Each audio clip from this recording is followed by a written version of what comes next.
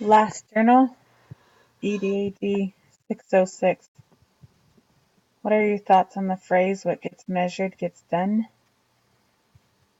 For many people, this simple act of measurement increases motivation. I notice that my English students read more books when they have to measure and get points for accelerated reading. I also notice staff take state testing more serious when they know we'll have to share their scores, their measurements, and brainstorm ideas. I notice with our parents, they take their expectations as the first teachers of the home more serious when they have to pay a measurement of tuition of $5,000 a year. That's a lot for our families. They take it serious. Without measurement, there is no way to determine whether you have won and therefore less motivation to get something done. I never really thought about any of that, so I joined the admin program. Like sometimes staff is doing a good job, but how do you know? So having measurement helps. Most departments now have benchmarks and assessments, hands-on learning and scores, state tests. That all really helps with measurements. There's a lot of data for Brandman assignments and state testing scores and short-term wins. It really does make a difference when things have been measured because then the students take it more serious, so does the staff, so things get done. For example, at my current school, we wanted to improve test scores in English by 70% for 50% of our students. We shared our goals and program and improvement through system changes with deeper understanding of English. Since everything was measured and charted with all the stakeholders working hard, we're happy to announce we got 100% students improvement in English. And more ideas have formed not to just have growth but proficiency in future years with qualitative factors. There is another article that when you set goals and measure performance against that goal, you have the ability to hold yourself and others accountable for the resulting success or failure. And that really made me think, because sometimes goals are set up, but they don't succeed perfectly and they need to be rechanged so you don't have a second failure. And I think it's especially true for students to write down goals for the GPA and how to improve their study habits. I've also taught at a school that wanted to improve, and the people came by with the clipboards and they checked this out, and the principal aligned their visions with the systems of planetary change. And the goal was 50 points, but they actually got 100 points, which was unheard of. And I really think the principal was promoted and taught other teachers because she was a former scientist. So she really liked data and measurings to give goals to the schools that would match with the vision. How does this phrase apply to educational assessments and accountability, especially with high-stake testing to make assessments both formative and summative? All stakeholders have to be accountable. I had a principal, they brought in a statistician, and they pointed out to move the data to focus on the students. We had to close the ones that were close to proficiency versus those that were way at the bottom that tend to be sped and need accommodations and struggle to move up because of their learning differences. I was young, so I was like, okay, that's strange, but okay, let's do what we're told. And those students received intervention and extra tutoring, as well as discussion with families to push students up in data for improved assessments. The parents and the students were on board. They were promised a fun day if they got higher test scores, which they did. Plus, teachers received a stipend to create differentiated instructions to help those students. So assessments can affect the student accountability. This is give an example of when what gets measured gets done in action. On a side note, I have a really sweet cerebral palsy boy, a CP son, and his assessments originally were really low. I was like, no way. So I brought in a lawyer. I knew he knew more. I wrote compliance complaints, and board meetings later, they finally brought in an ASL interpreter. And I took my son to Stanford and demanded an ASL interpreter. Now, of course, the data showed he did well on receptive skills and understood, yet with his CP disease, he needed ASL and argumentative communication. It's been a real journey, to say the least. But I'm his mom, I'm his advocate, I'm his voice for the voiceless. I have to keep logs and data of all of his ASL to prove he is capable. Plus, the original teacher and staff only had about 10 ASL words, and I already helped him get to over 150 ASL signs and had a teacher for him privately once a week. So I knew he needed a teacher that was proficient in ASL. Once they got that, they taught him daily in ASL and it included in his IEP. And he just excelled. It was really exciting. It showed he doubles assessment scores and time on task.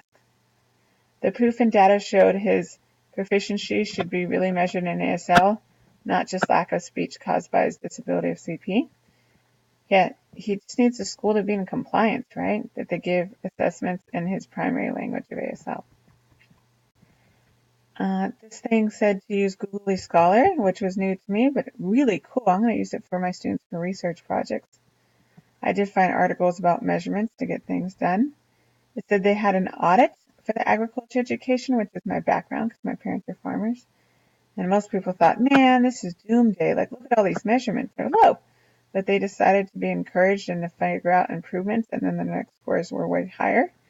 Nowadays, we know that's called a baseline assessment. It's okay to be at the bottom and you work your way up the ladder.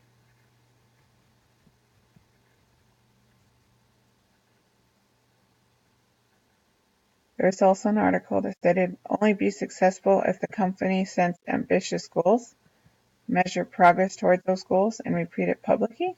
So that inspires me as a future admin to publish the measurable goals in a public site, like a school website, and update it on short-term wins to gain momentum for change. The last article showed that measurements do affect behavior to get things done. I know with IEPs, especially my sons and our other special students, there's always measurements to help change behavior. For example, you'll be like, if you complete this task and 3 to 5 trials with 80% accuracy, then you earn a preferred behavior task, and then the student tries harder. Give an example when you see what gets measured gets done in action. Measurement was the catalyst when I received the Distinguished Teaching Award for the Monterey Bay Aquarium for providing student data as citizen scientists.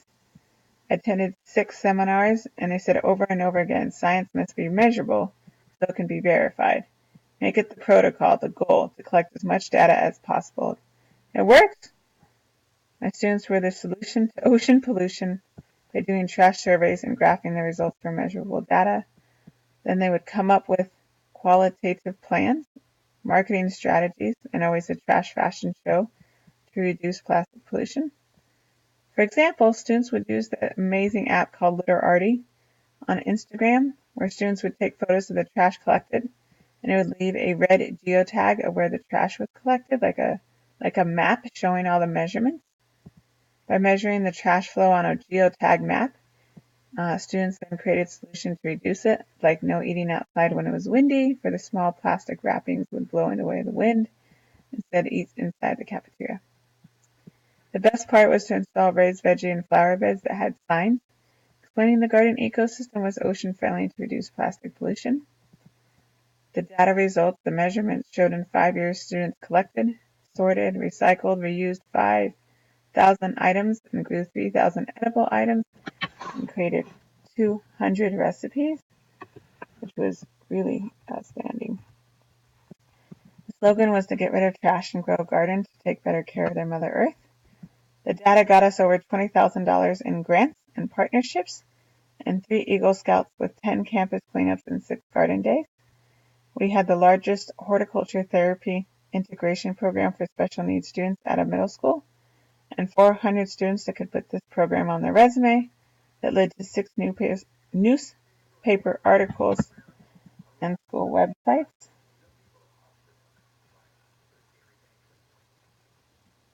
We also had 2 YouTubes. We put stuff on the website, 4 board meeting recognitions, and 2 garden tours that led to a K through 12 integration of gardens that qualified the results. So that was huge proof because it was all data-based that when it gets measured, it gets done. It asked for hard examples, kind of hard to write about, but that's how we learn. I was at a school that had extreme professional development, like every day after a long day of work. I made teachers write word for word what they would say, which would then be printed for students, and then my wrist and hands killed me from so much typing. I had to get his doctor's note and take some time off. Now I understand the principle that it helped the EL students to see the entire lesson, But when you teach 3 preps that is differentiated to include SPED kids, you have 200 students a day, you're a translator for IEPs almost daily, it just wasn't physically possible to write down every word for every class for every student every day. Now, if the lessons came pre-prepared in the curriculum, that would have worked. I might have used it. Yes, as a veteran teacher, I don't need everything scripted. So much time on data that it literally makes the teacher sick. So there has to be a healthy balance of good teaching and qualitative strategy. How do you intend to apply this phrase in the role as a teacher? Being a distinguished veteran teacher of science and agriculture, measuring items with detailed data is the very essence of the scientific method that leads to scientific and technology change. So I'll use measurements and accurate data to get things done. For example, as an admin, I had an intense class, to say the least. So I took the time to take data and read files. And out of the 20 kids, 18 had learning differences or special needs in that high school class. And it was obvious that the data, the measurements told me I would run the class more like an SDC class and give them differentiated instructions. And I got 6 on IEPs or SSTs that didn't have them before. And the families were actually really helpful. These students often didn't have enough of what's called a quote-unquote discrepancy, meaning they struggled but not enough to have an RSP class, and were mainstream, but for higher level science and math, they were really in need of accommodations, so we got those for them.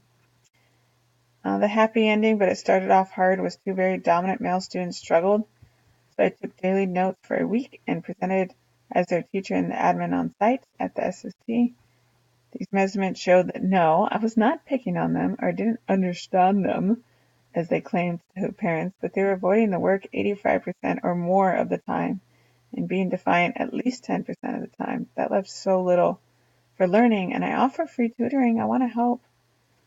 To be honest, I'd rather be social than learn the skills to master the standards. I reminded parents I'm a distinguished teacher and I'm here to help. Yet in the end, they finally passed and we got the students to do recovery units and graduate. Those measurements and data helped them get high school done and become graduates. My goal is to always use measurements to create smart goals that align to the vision to get things done in the educational setting.